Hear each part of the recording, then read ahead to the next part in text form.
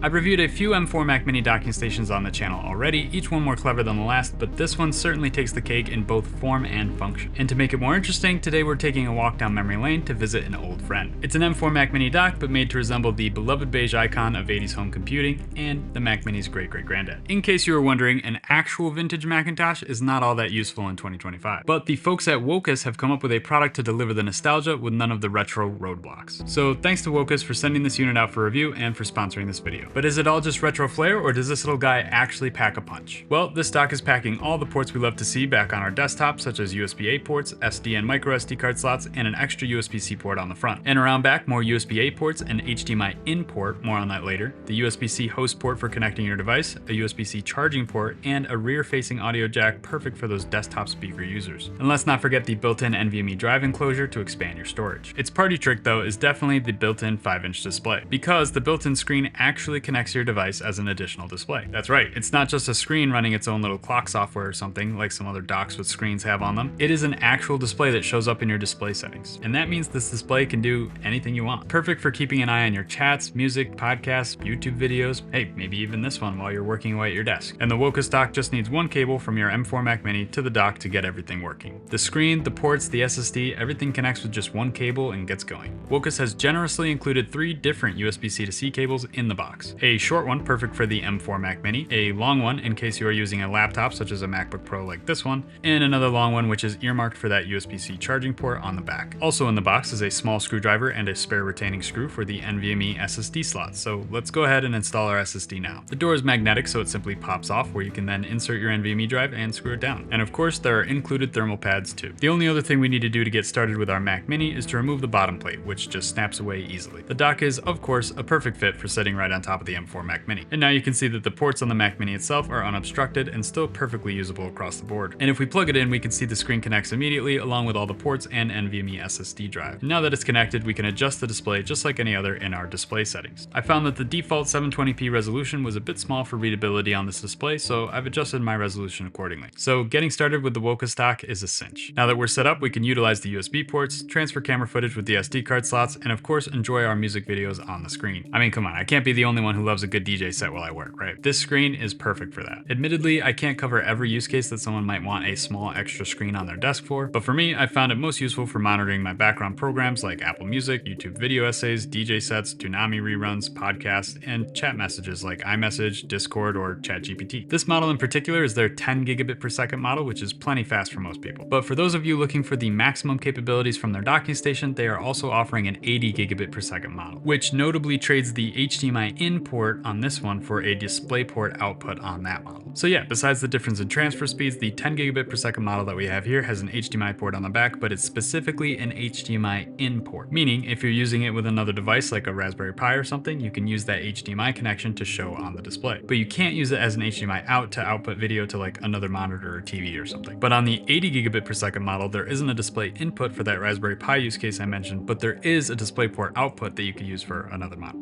And of course, there is just one more difference between these two models, and that is the price. Wokyis has marked the 10 gigabit per second model that we have here at $169 US, which I think is pretty fair for all we're getting here. There's not many docks with a built-in display, and at that, they might just be running their own software widgets and stuff. And they certainly don't have the retro charm that this guy has here. The 80 gigabit per second model is listed at $389 US, which is quite a bit more, so you'll definitely have to weigh your options there if you really want the faster throughput and the DisplayPort output. All in all, I'm really impressed with this little guy, and I'm just happy to see some more creative options coming to the Mac Mini docking station space. I would usually prefer the minimal aesthetic of mounting the Mac Mini under my desk so it can't be seen, but with this guy, I certainly don't mind displaying it on my desk. It's super convenient to throw a YouTube video on the screen while I'm working. I don't have to fiddle with adapters to offload my camera footage, and those classic USB-A ports are back where they should be. Because let's be honest, it might be 2025, but USB-A is still alive and kicking. And of course, the NVMe drive is super convenient to have just built in. So what's not to like?